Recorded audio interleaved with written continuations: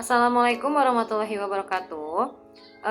Perkenalkan saya Sulha Habibah Hakim, NPM 2022 Jadi saya di sini ingin membuat video microteaching pembukaan dan penutupan untuk memenuhi tugas akhir mata perkuliahan perencanaan pengajaran bahasa Indonesia. Jadi mohon disimak. Assalamualaikum warahmatullahi wabarakatuh. Halo teman-teman semua, apa kabarnya hari ini? Semoga kalian semua dalam keadaan sehat dan tetap semangat ya untuk belajarnya. Oke, perkenalkan nama saya Sulha Habibah Hakim.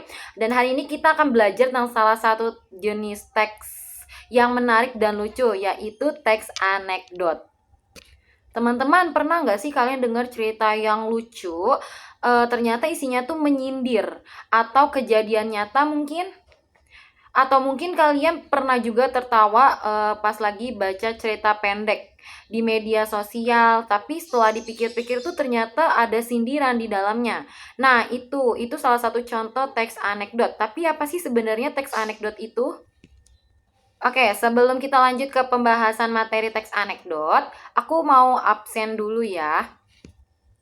Kita mulai absennya ya. Yang pertama, Arman. Hadir, oke. Gisela.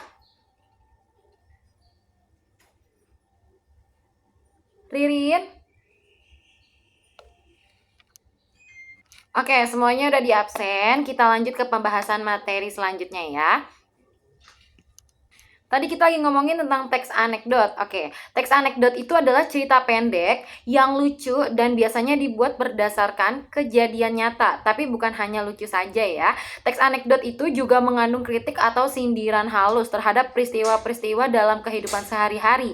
Misalnya tentang sekolah, pelayanan publik, atau bahkan kebiasaan orang-orang yang ada di sekitar kita. Kita ke contohnya nih ya. Misalkan nih di kelas ada siswa yang bertanya, "Bu, kenapa sih kita harus belajar sejarah?" Terus gurunya jawab, "Supaya kamu tahu kenapa masa lalu penting dan kenapa banyak orang sekarang masih melakukan kesalahan yang sama." Haha, lucu kan? Tapi di baliknya ada pesan yang menyindir loh. Nah, tujuan dari teks anekdot sendiri adalah menyampaikan kritik sosial atau pendapat secara halus dan menghibur. Jadi kita bisa menyampaikan sesuatu tanpa terkesan marah-marah, tapi tetap dipahami maksudnya. Terus apa sih ciri-ciri teks anekdot? Ciri-ciri teks anekdot sendiri dia itu ada 4 ya. Ceritanya singkat dan lucu, berdasarkan kejadian nyata, mengandung kritik dan sindiran halus, terus ada pesan tersembunyi yang bisa kita renungkan. Oke, kita bahas sedikit tentang struktur teks anekdotnya nih. Strukturnya itu dia ada 5 ya, ada abstrak, ada orientasi, ada krisis, ada reaksi, sama ada koda. Abstrak itu di bagian awal yang menunjukkan isi cerita secara umum. Terus ada orientasi, bagian pengantar menuju kejadian utama. Yang ketiga ada krisis ya, puncak masalah atau kejadian lucu. Yang keempat ada reaksi, tanggapan atau reaksi terhadap krisis tersebut dari para tokoh. Terus yang kelima, yang terakhir itu ada penutupan cerita atau kesimpulannya. Nah, dengan struktur ini, teks anekdot itu tidak hanya lucu ya, tapi juga mengalir dan mudah dipahami. Nah, teman-teman, itu tadi penjelasan singkat ya tentang teks anekdot. Kita sudah belajar mulai dari pengertiannya, tujuannya, terus ciri-ciri hingga ke strukturnya. Sekarang coba deh kalian ingat-ingat. Pernah gak sih kalian mengalami kejadian lucu kalian sendiri?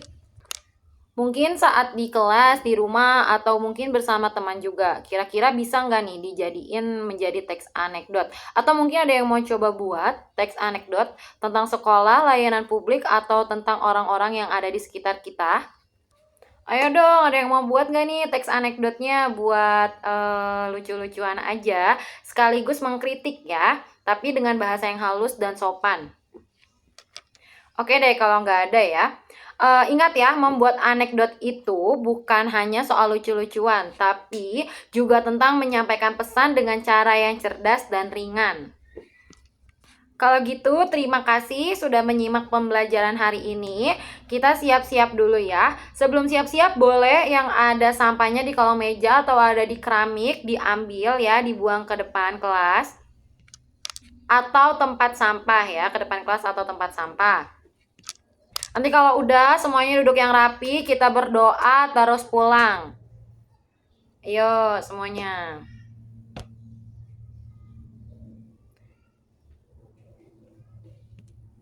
Berdoa dimulai. Selesai, sampai jumpa di pembelajaran berikutnya ya semua. Wassalamualaikum warahmatullahi wabarakatuh. Dadah.